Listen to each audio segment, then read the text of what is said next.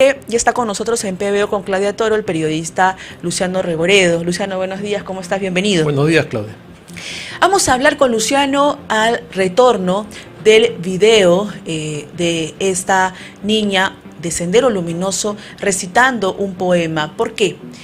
Porque hay que recordar que Sendero Luminoso, que este grupo terrorista genocida liderado por Abimael Guzmán, usaba mucho a los niños. ¿Cuál era el objetivo? Que los niños fueran ideologizados desde pequeños, capturar mentes, como ellos le decían, para que esos niños, luego de haber sido ideologizados con el pensamiento Gonzalo, lo multiplicaran y se convirtieran en profesionales, se convirtieran quizá en trabajadores, pero así fueran expandiendo esta ideología senderista. Vamos a escuchar a esta niña que con tan solo 7 años ya era capturada por este grupo terrorista. Que jamás será olvidada, bajaré de la sierra para hacer al que me encara. Ahora soy muy valiente, armados hasta los dientes. Ya no esperemos, señores, cuando llamen los tambores. Los tambores libertarios del norte, del centro y el sur. Los tambores anunciando la libertad del Perú. Gracias.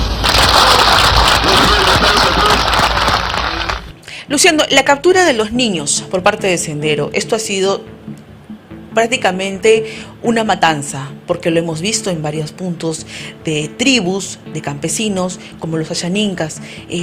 ¿Cuánto afectó Sendero en la niñez? Bueno, Sendero tenía esta idea de la revolución cultural maoísta y había que cambiar las mentes. No solamente era la lucha militar, el terrorismo, las bombas, los ataques a la sociedad desarmada a través de todos estos atentados, sino que había que capturar la mente de los jóvenes y de los niños para crear una nueva sociedad. Eso lo dice claramente Abimael Guzmán en la entrevista, llamada entrevista del siglo, en el diario, ¿no? Y habla de una nueva sociedad y de acabar con un orden caduco y tradicional y que permite, por ejemplo, a través de la iglesia, mantener un statu quo de esta naturaleza. Entonces, por eso los niños son víctimas de secuestro para mantenerlos como esclavos mentales y esclavos laborales. Hasta hoy tienen esclavos en el Brain. Y por otro lado... Claro, hemos visto los pioneritos, hemos visto los niños con fusiles, que son también hijos de los mismos terroristas, y luego que estos niños van llevando a más niños, de los comandos centrales de Huanta, de la zona de Ayacucho, de la zona de Junín, de la zona del Cusco. En este momento en el Brain hay personas de 35, 40 años que son esclavos y que fueron secuestrados de niños y que los mantienen trabajando en las plantaciones que tienen ahí y también en formación militar otros niños, ¿no?, que también son secuestrados. Tú como director del portal laveja.pe has hecho muchas investigaciones concernientes al trabajo que se hizo desde la iglesia para poder también luchar contra el terrorismo, porque eso es un bastión importante. Vamos a escuchar a una monja denunciar a través de este testimonio desgarrador. Lo hizo en un canal de televisión con un reportero, un periodista, en donde ella le narra cómo fue que estos niños del convento fueron secuestrados. Entonces, lo que ocurre fue lo siguiente. La monja, entre lágrimas, dice de que estos niños fueron arrebatados del convento, luego fueron asesinados uno por uno. Y así fueron asesinando a más de 200 niños. ¿Dónde están esos testimonios, Luciano? ¿Dónde quedó esa parte de la historia que nadie conocía? Eso es terrible, ¿no? Estos niños, igual que en Lucanamarca, que eran abiertos con machete y lanzados como animales, ¿no? Y estos niños ayaninkas han sufrido muchísimo, eran lanzados al río, a veces vivos, y obviamente ahí pues se ahogaban. Vamos a escucharla para poder entender lo que ella está diciendo y luego comentamos con Luciano Reboredo. No me haga acordar porque yo tengo pena más de los niños, porque los niños han muerto un montón. Han muerto cantidad de niños. Todos los días enterrábamos, todos los días, de 2 en 2. Todos los días enterrábamos niños, todos los días de 2 en 2 han muerto cantidad de niños. El testimonio de la monja, de esta miembro de la iglesia, es largo y es doloroso, porque ella lo narra con un dolor tremendo, y yo quiero pensar qué pasó, ¿no? Finalmente ellos no pudieron hacer nada, era la etapa más violenta del terrorismo, pero nadie dijo absolutamente nada en defensa de estos niños. Claro, lo que pasa es que parte de la estrategia del Sendero era destruir todo aquello que fuese una labor social que ellos consideraban... Y odiar a la iglesia. Claro, y la iglesia tenía, por ejemplo, la Comisión Episcopal de Acción Social, tenía labores con los niños, y eso era lo principal que ellos atacaban. Es curioso, ellos no atacaban los templos, no volaban los conventos, sino los lugares donde había acción social. ¿Por qué? Porque había que justamente exacerbar las contradicciones para que la revolución avance. El comunismo tiene en el mundo una mochila pesada de 100 millones de muertos. Y nunca ha habido ningún tipo de escrúpulo en que sean ancianos, niños, mujeres embarazadas o lo que fuese, que permita establecer esta tiranía y esta dictadura que Abimael Guzmán, que era un demente, pero que era seguido por mucha gente. Pero hay toda una corriente, y tú me vas a dar más visos del tema, porque tú has vivido esa época y eres un periodista muy reconocido de mucha data. ¿Por qué en esta generación, y también me incluyo, por qué nos enseñaron a odiar más a Donald Trump que a Fidel Castro? Nos enseñaron a odiar más a Alberto Fujimori que a Abimael Guzmán. ¿Por qué nos han dicho en las escuelas y universidades que Lenin era un visionario y que el comunismo, aparte de que ser una ideología política, una postura, que no he dicho que un comunista sea un asesino porque eso no tiene nada que ver, el asesino es asesino y el terrorista es terrorista, venga de donde venga? Pero ¿por qué han trastocado así la historia? ¿Cuál era el objetivo? El objetivo es claro. Asistimos a un momento en que la cultura está tomada por el neomarxismo.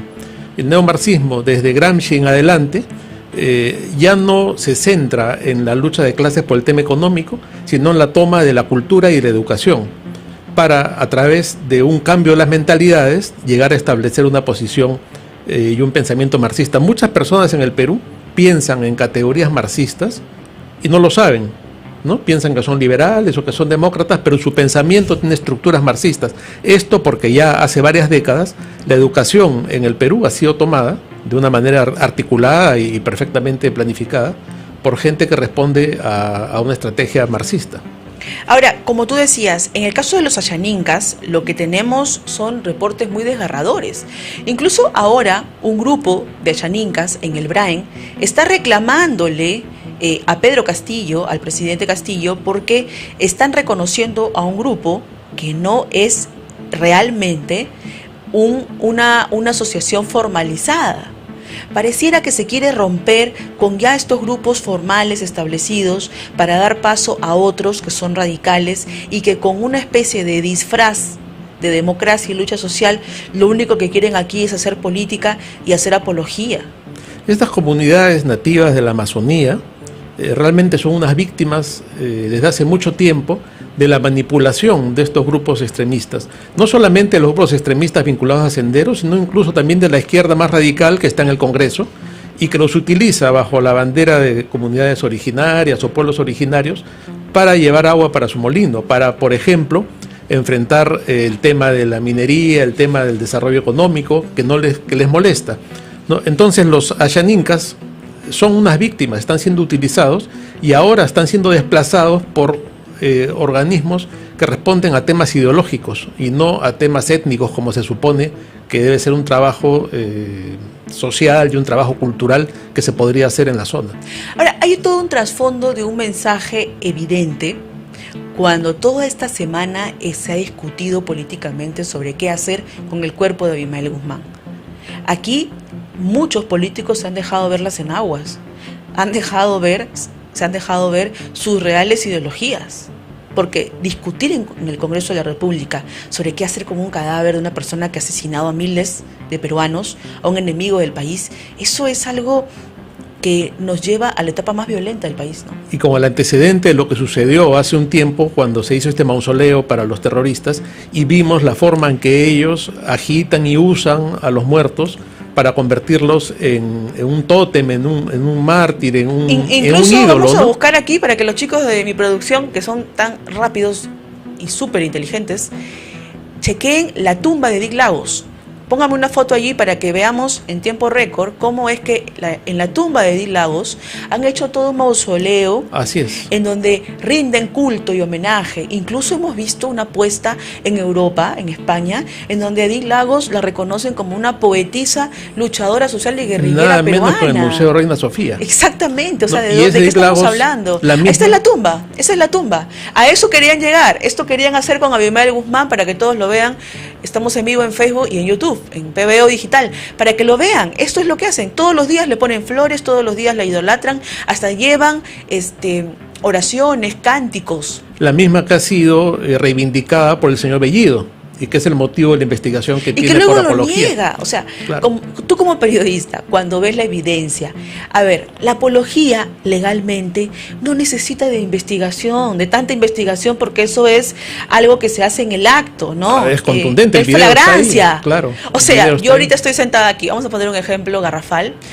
Ahora estoy sentada aquí y digo, Abimael Guzmán Reynoso, el mayor luchador social de la historia, un poeta, un luchador, una persona... Ya estoy haciendo apología, señor. No necesito que se investigue tanto porque ya estoy haciendo apología, ya estoy cometiendo un delito. Esto es flagrancia.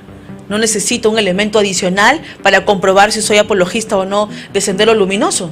Así es, ¿no? Porque lo que hace Bellido es declarar en un medio de comunicación que esta señora es una luchadora social y que es una víctima, ¿no? Y está defendiendo. La apología es eso, la defensa de algo.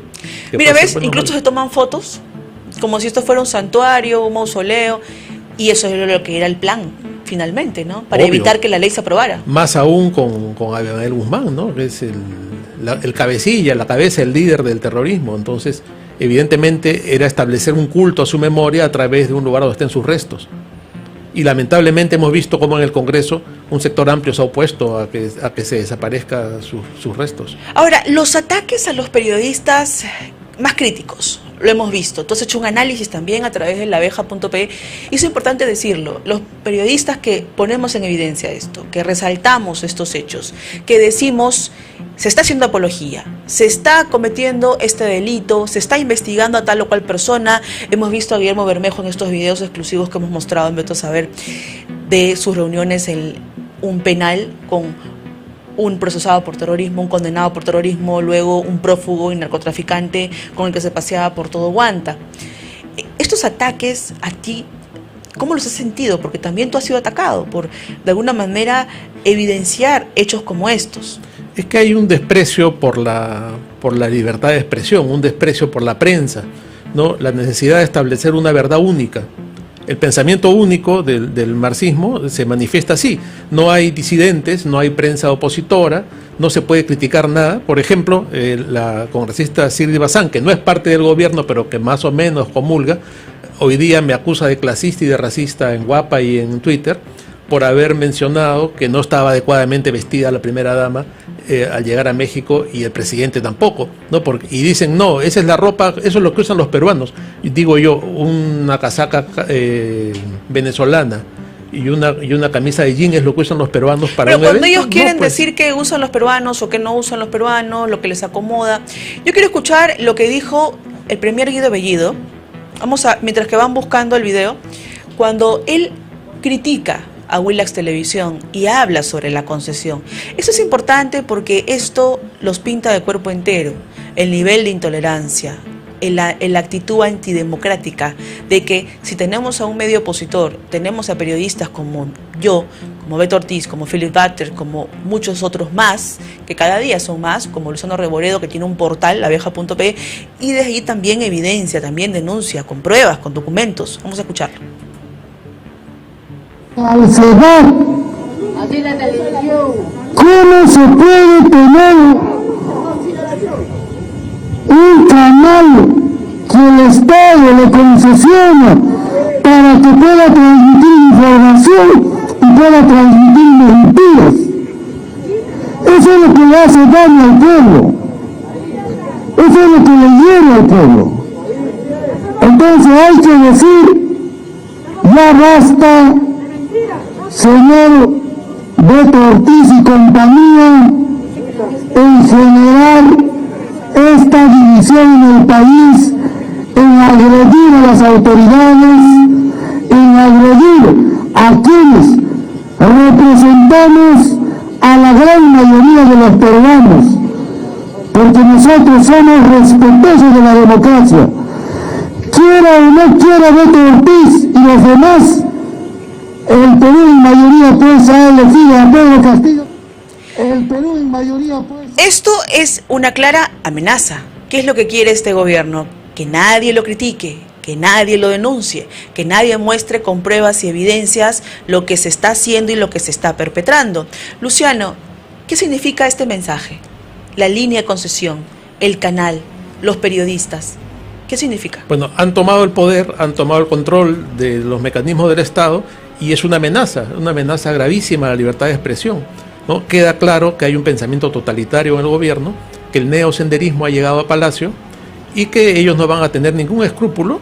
Por ahora se están acomodando, pero llega el momento, ese es el pensamiento del gobierno, ¿no? Tenemos la señal, es del Estado, tenemos un periodismo de oposición, simplemente se le cierra el canal, se cierran los programas. Y se acabó la oposición y se acabó. Y todos a coro. Lo hemos visto en Venezuela, ¿no? Esto es una especie de franquicia que se aplica en diferentes países. Así es, gracias Luciano Reboredo, director de el portal laveja.pe, y yo me despido porque se acabó, Claudia Toro ya se va.